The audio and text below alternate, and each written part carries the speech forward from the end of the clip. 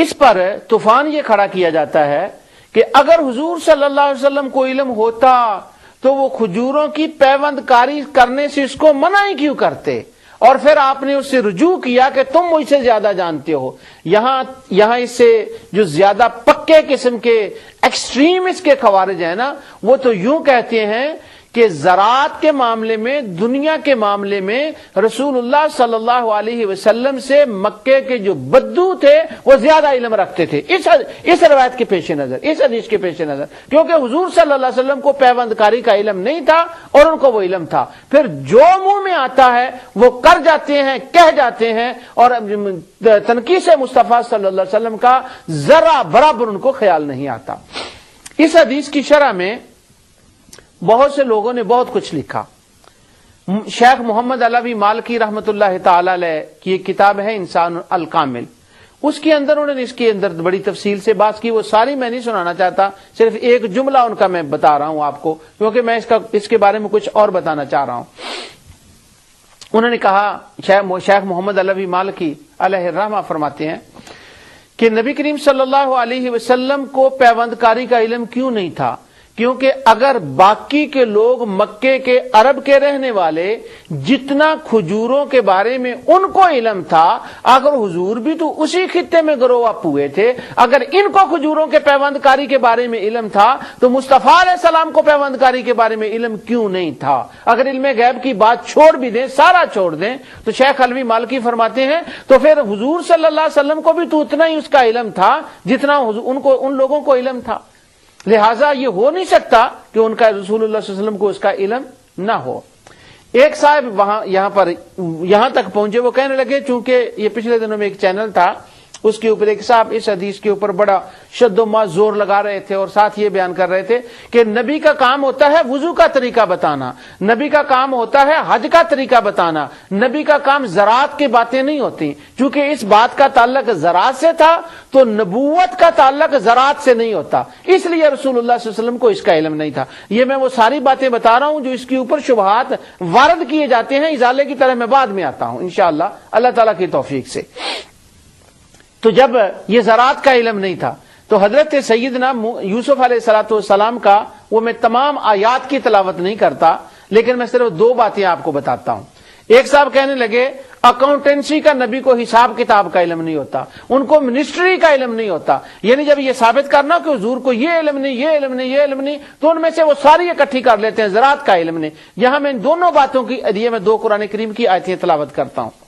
کیا ان کو خزانے کا، اکاؤنٹنسی کا علم نہیں ہوتا؟ حضرت سیدنا یوسف علیہ الصلوۃ والسلام بادشاہ سے کہتے ہیں، قال اجعلنی علی خزائن الارض انی حفیظ علیم، تو مجھے وزیر خزانہ بنا دے۔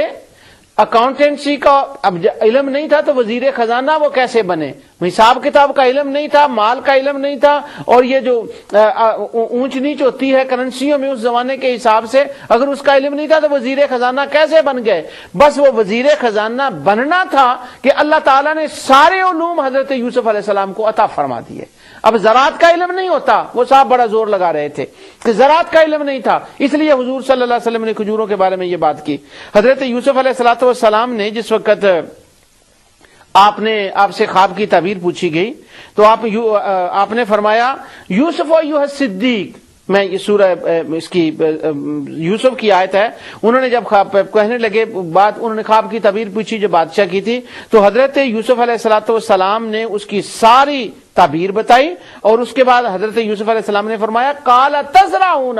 7 سنین دأبا، یہ معاملہ ہوگا، اس خواب کی تعبیر یہ ہے کہ تم پر ایسے سال آئیں گے کہ تم اس طرح سے زراعت کرو، اور زراعت اس طرح سے کرو کہ ان کے گوشے جو ہیں، ان کے جو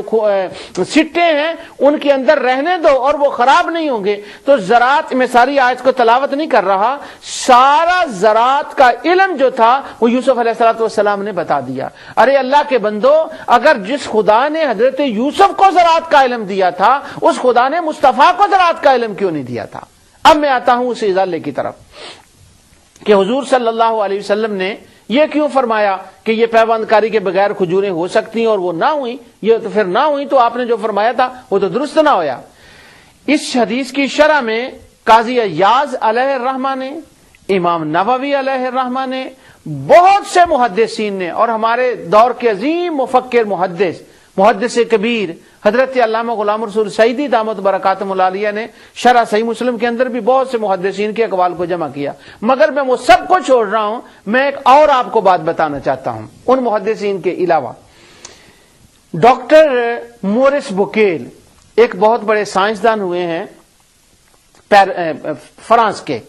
انہوں نے کتاب بھی ایک لکھی ہے، بہت سی کتابیں، اور انہوں نے اسلام کے اوپر بڑے ان کے مضامین ہیں، قرآن، بائبل اور سائنس، ان کی کتاب بڑی معروف ہے اور انٹرنیشنل شہرت حاصل کی اس کتاب نے، اور درجنوں زبانوں میں اس کتاب کا وہ ترجمہ ہو چکا ہے، اور ان کے بہت سے آرٹیکل اس کے اوپر انٹرنیٹ کے اوپر اور الگ طور پر بھی چھپے ہوئے ہیں۔ ڈاکٹر مورس بوکیل جو ہیں انہوں نے اس حدیث کو پڑھا مسلم کے اندر،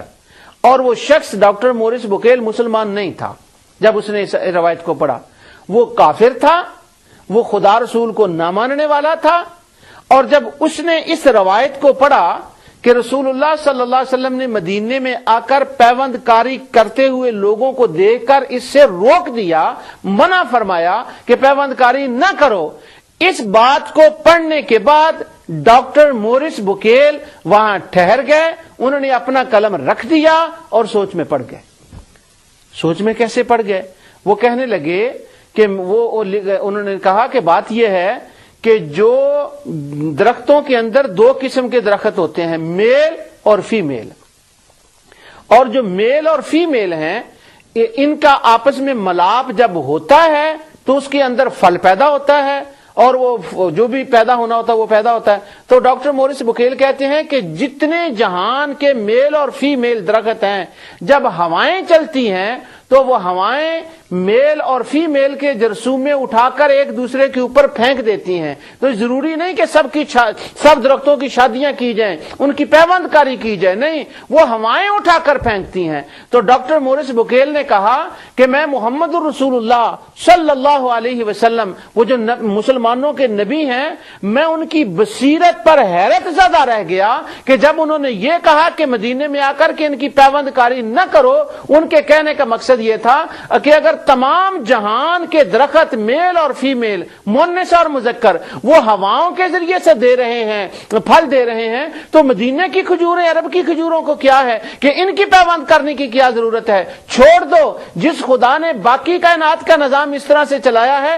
وہ ان کو ہواؤں کے ذریعے سے بھی کرے گا۔ آگے ڈاکٹر صاحب لکھتے ہیں پہلے سال پھل اس لیے نہ ہوا کہ وہ اس کے لیے یوز ٹو نہ تھی، اگر وہ 1-2 سال اور ٹھہر جاتے اور وہ سوال نہ کرتے تو جیسے دوسرے جہان کا نظام چل رہا ہے، اسی طرح رسول اللہ صلی اللہ علیہ وسلم کے فرمانے کے مطابق ہوا ان کے جرثوم میں پھینکتی اور وہ پھل دینے لگتی۔ وہ ایک کافر ہو کر اس سے علم مصطفیٰ ثابت کر رہا ہے، اور خوارج علماء جو ہیں وہ کلمہ پڑھ کر عدم علم مصطفیٰ صلی اللہ علیہ وسلم اس سے ثابت کر رہے ہیں۔ تو حضور صلی اللہ علیہ وسلم نے جس سے منع کیا تھا اور آپ نے اظہار ناراضگی فرمایا کہ تم ٹھہر جاتے تو آگے ہو جاتا، تو آپ نے جو انتم عالم بامور دنیاکم، جاؤ پھر بات یہ ہے تو تم امور دنیا میں مجھ سے زیادہ جانتے ہو، یہ اس طرف اشارہ تھا کہ تم نے میرے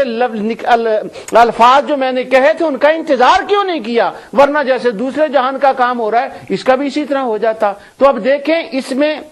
حضور صلی اللہ علیہ وسلم کے علم کا پہلو نکلتا ہے، وہ نکال رہے ہیں کہ محمد کو کیسے پتا تھا کہ میل اور فیمیل کے جراثیم میں ایک دوسرے پر پڑتے ہیں تو ان سے پھل نکلتا ہے۔ اور پھر بات یہاں تک پہنچی کہ آخری زمانے میں جا کر اسی روایت اور اس جیسی قرآن کریم کی کئی دیگر آیات اور جو رسول اللہ صلی اللہ علیہ وسلم نے ارشاد فرمائی تھی حدیث، ان کو دیکھ کر کہتے ہیں کہ آخری وقت میں انہوں نے اسلام قبول کر لیا تھا۔ اللہ عالم، مجھے اس بات کا علم نہیں ہے کہ انہوں نے اسلام قبول کیا تھا یا نہیں، لیکن میں نے جو بات بتائی